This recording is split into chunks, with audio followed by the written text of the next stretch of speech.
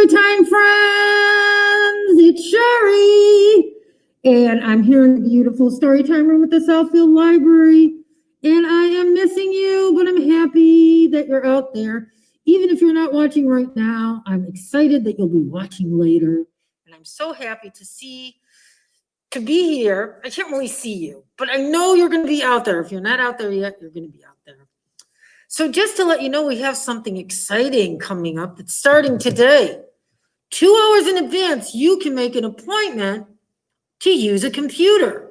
We have our library meeting room, and I know that most of you have been here, and know that our library meeting room is a big, large room, and it is set up with 8 computers for doing word processing, typing papers,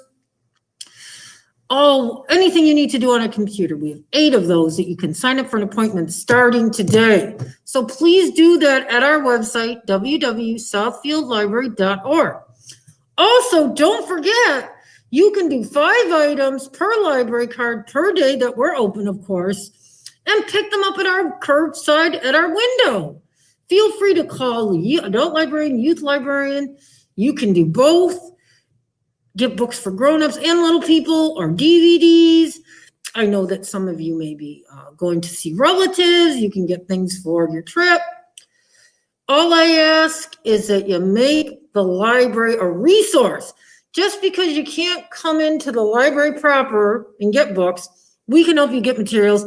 And now, starting today at 11 o'clock, you can get an appointment. Remember, I said 2 hours. So about noon, 12:15 would be the first time that you could actually come in. And we have computer assistants who are willing to help you, socially distant, of course.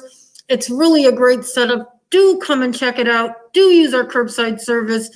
If you're not sure what to read, grown-ups, little people, we have a reader's advisory tool online where you can ask a librarian, and that is one of our favorite things, to match the right book with the right reader. So please, please come and use all our services. We are here for you. All right. I'm going to get rid of these banners. Oop, I forgot to mention. Too many things to mention. Don't forget to sign up for summer reading. Southfield.readsquared.com. We're running out of summer, so get signed up. All right. Now I'll take down the banners. And you see, I've got my Dory mask on. And in the fall, when I start story times again, because the last two story times, Michelle is going to be doing the story time. She does our baby bounce here at the library, and she's going to be doing story time. She's awesome. She's got lots of fun stuff planned. So do check her out at 11:15, same place. And I know you'll have a lot of fun with Michelle for the next 2 weeks. But I'm very excited for my last story. And as you saw on the banner, it's all about music today. And this is an old African folk tale that has a song in it that maybe you'll help me sing later. It's a tale that's been told for many, many years. Before there was internet or TV, there was storytelling. And this is a South African story called Abba Yo-Yo. And this story starts with a little boy in a village. And this little boy had a ukulele. And the ukulele is a little tiny, it sort of looks like a guitar, but it's very, very tiny. I didn't have one. So I'm going to use my imagination because our theme is, here we go. Wait a second. Everything's backward. Here we go. Imagine your story. We just got our new shirts. They're a little late, but I'm so happy that we got them. And that's our theme. And I'm going to imagine right now that I'm playing a ukulele. You can imagine too. And the boy played the ukulele and he sang all the time. And people are trying to do things. Now, boys and girls, story timers out there, I know that sometimes your grown-ups working on a task, like at their computer, because I have a computer in front of me right now. So they're at their computer. And you really want their attention, so maybe you'll start making noise or doing other things. Maybe you'll sing. Who knows? Maybe you play ukulele. And that can kind of bug your parents, right? Bug your grown-ups. Well, the villagers got annoyed with the little boy, too, because he was always singing and playing his ukulele all the time. And they would put their hands on their heads and go, "Can you please stop?" And the little boy would keep playing and drive them crazy. But he was only half of the issue. The other half was his father, the magician. No, it wasn't bad that he was a magician. Magic is fun, but he would play tricks. For example, one of the villagers would be sitting down on a really hot day, and we've had some hot days here, and they'd have an ice cold glass. And again, we're imagining, right? We're using our imaginations, imaginations. And pretending there's a glass of water in front of us, and she's taking getting ready to take a big, long gulp. The magician, throws his wand, and guess what happens? The water glass disappears. How would you feel if you were trying to drink your water and it disappeared? Yep, kind of annoyed. Well, that's not all. He'd go to the workshop where a villager would be sawing away, working really hard, and guess what he'd do? He'd aim that magic wand right at the saw and go, zwap! And what would happen?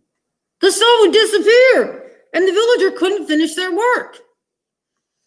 And then after a long day, that same villager would come walking and getting ready to sit down, and guess what? Zwap! And that chair would disappear, and the villager would fall, bam, right on their bottom. So you can imagine the villagers were getting tired of the loud music. They were getting tired of the tricks. Pull up my mask here. It's very important to wear it. Pulling it up is no big deal. Hope you're wearing yours out there. But getting back to the story. The villagers were tired of all of these pranks. So they banished the father and the son. That means they made him leave and go live on the edge of town. But the magician and his son, they didn't let him get him down. They built themselves a nice little house on the edge of town, and they lived there, and they had a little vegetable garden, and the father practiced his magic, and the son played his ukulele, and they both thought about how they loved playing music and doing magic, but maybe there was a way to do it that people would enjoy it rather than be annoyed by it. And they did a lot of thinking. They had a lot of time to think since they were the only ones. Well, another thing the villagers liked to do, because remember, there was no TV, there was no internet, they liked to tell stories. And one of the stories they told a lot was about a very big, scary giant named Abba Yo-Yo. And Abba Yo-Yo didn't care about anybody but himself, and he destroyed anything in his way just for fun. Nobody believed there was really an Abba Yo-Yo. But they told the story anyways, because it made for a good story. Until one day, the boy and the father heard.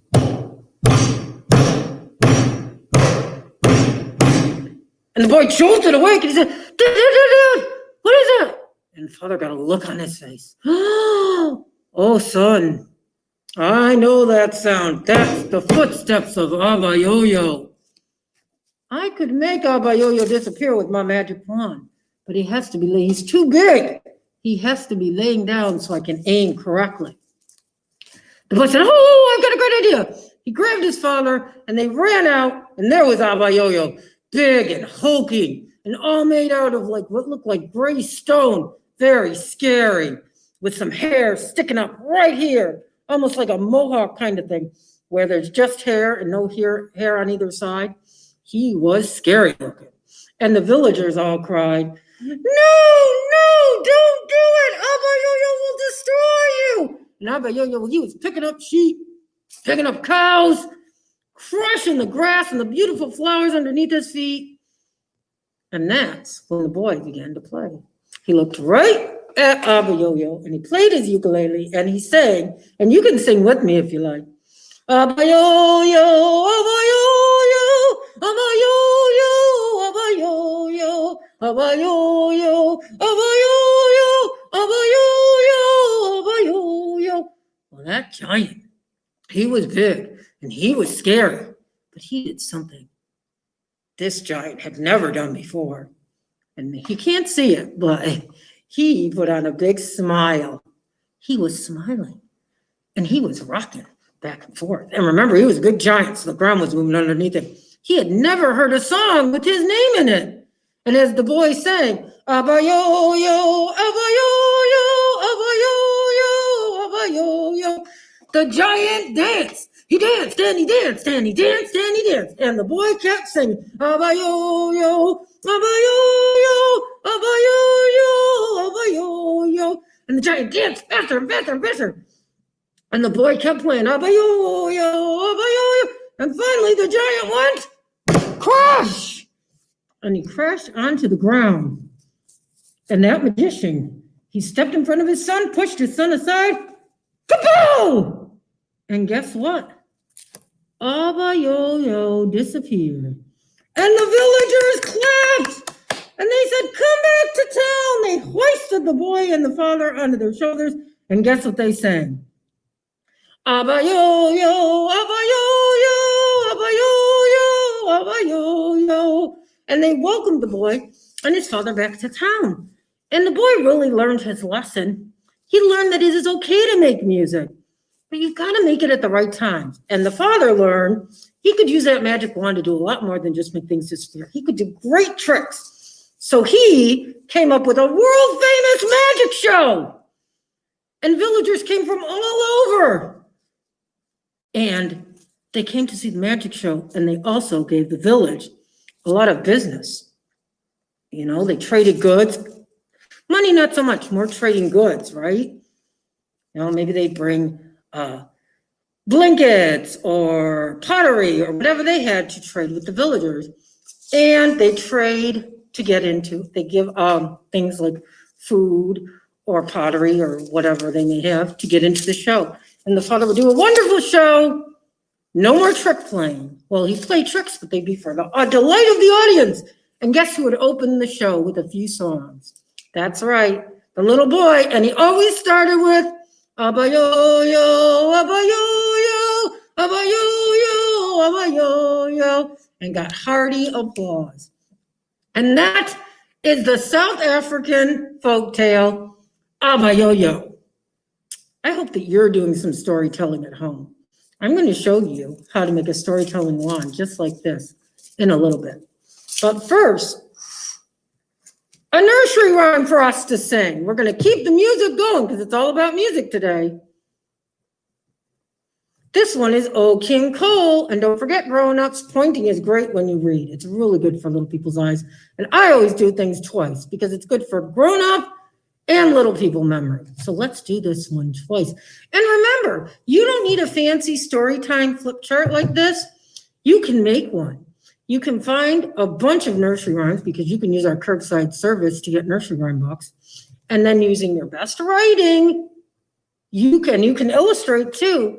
You can get a big pad of paper from an office supply store and come up with your own nursery rhymes. And you can be the librarian. You can do story time. So let's try this one. I bet it's one you know. It's called Old King Cole. Old King Cole. Old King Cole was a merry old soul, and a merry old soul was he. He called for his pipe, and he called for his bow, and he called for his fiddlers three. And there they are right down there. And there's the bowl. All right, and he's holding the pipe. We ready to do it one more time? Old King Cole. Old King Cole was a merry old soul, and a merry old soul was he. He called for his pipe, and he called for his bowl, and he called for his fiddlers three. Excellent job. Now, I'm going to show you. I know you probably thought I was going to make a musical instrument. You can make a lot of musical instruments, including a ukulele out of a tissue box and some rubber bands.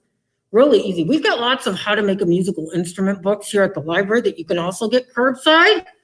Super fun project to do on a day when maybe it's too hot or it's rainy, Or you could even make it outside. You can certainly craft outside.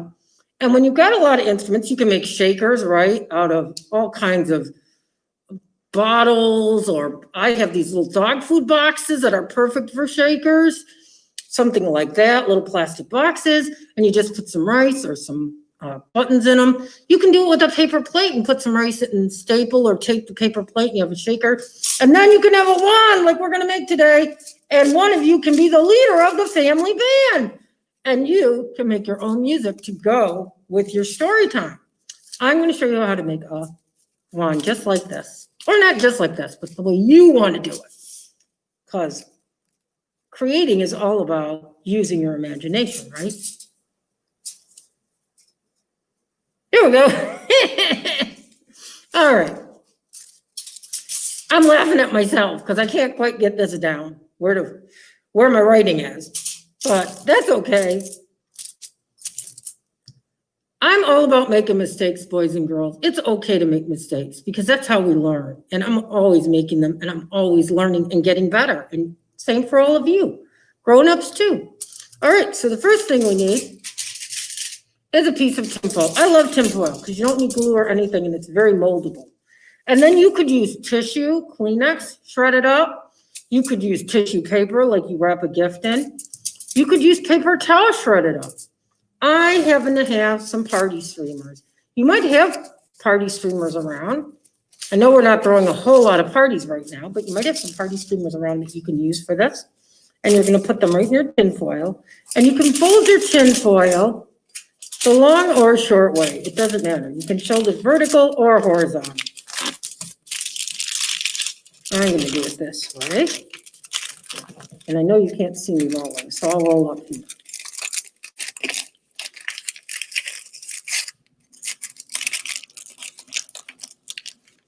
I'm gonna squish, pull up here. Oh. And there you go, zippity zam! You got your own wand or musical baton. Easy as that. That took me no time, right? Okay, and now you can do your own story times. You can have your own family band. Everything I'm doing here, you can do at home. So easy. All right, well, it is that time to do our ending song, isn't it? And it's one I've done here in person with a lot of you. If I have any of my regulars out there watching, either live or when the recording happens, not too long from now. So you probably know this one. Touch your head, touch your chin. This is where our game will begin. Now I'm gonna go faster. Touch your foot, and I've got my pigeon sock on today. From Don't Let the Pigeon Drive the Bus. Touch your hand, touch your ear, touch your knee, touch your elbow where it bends. And this is where story time ends. Thanks. Don't forget to check out Curbside. Sign up for summer reading here. And let us know how you're doing, what you're reading. At this address, send us an email. We miss you. We want to know what you're reading. We want to know what you're up to. Let us know. We want to hear from you. Bye. Don't forget to join Miss Michelle at 11:15 next Thursday.